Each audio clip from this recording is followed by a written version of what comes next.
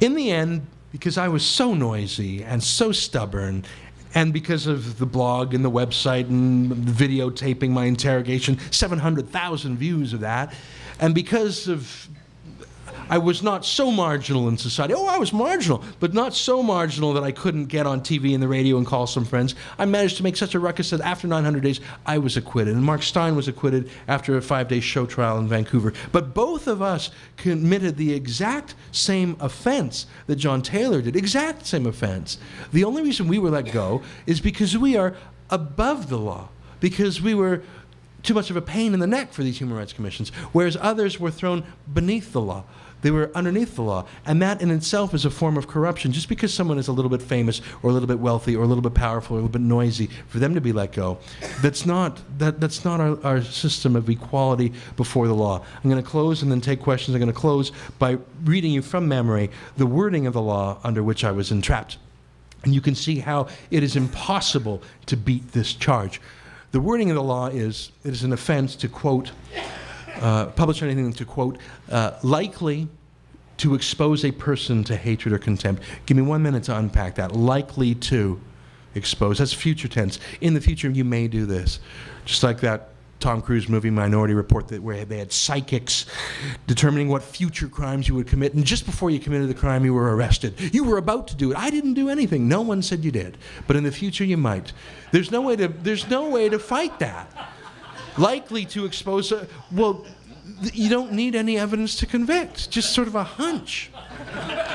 Likely to do what? Likely to punch someone in the nose? I mean, I guess if you're uttering a death threat, you are likely to do. I mean, we have sort of future tense laws, right? I mean, a conspiracy to commit a murder or uttering a death threat. But what's this law? Likely to expose a person to hatred or contempt. Hatred and contempt are feelings. They're human feelings. You are not a full human being. Your personality is not fully formed if you do not sometimes feel hate and contempt. There are some things that should be hated and are contemptful, okay, are worthy of contempt. And there are things worthy of love and respect. But is there anything in art or politics or science or the weather these days even, or religion, that is not a cause for love or hate and contempt and respect? And to try and outlaw these human emotions and to make it a crime to expose someone to your feelings. Feelings? We have feeling crimes now? And that's all John Ross Taylor was convicted of. Likely to expose Jews, including the one who called 27 times, to feelings of hatred or contempt. I wonder if he himself could be charged for exposing himself 27 times. My point is, I was guilty of that. Of course I was. What I did was likely to expose some people to some feelings of hatred or contempt because of the news story of the riots in the face of the cartoons. Just like if you watch a documentary on World War II, it's likely to expose Germans to feelings of hatred or contempt. I mean, that's what facts do. They cause human reactions and emotions. That is not a real crime. That's a thought crime. And that's on our books. And that's what I was charged with.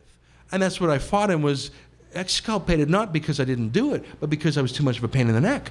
And so after 900 days in fighting it, instead of throwing in the towel, I decided, you know what, let's finish this. I didn't pick this fight. In fact, 30 days after I got the complaint, I wrote a fairly polite letter saying, go away, please. But they didn't go away. And they kept at it, and they piled on with 20 more nuisance suits designed to smother me, but I don't know how. Just my stubbornness, I managed to survive it. Well, now the shoe's on the other foot.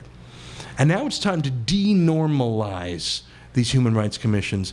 They're not human rights commissions at all. They're anti-human rights commissions. They're fake human rights commissions. They're actually kangaroo courts destroying our human rights. That's what this book is about. That's what this tour is about.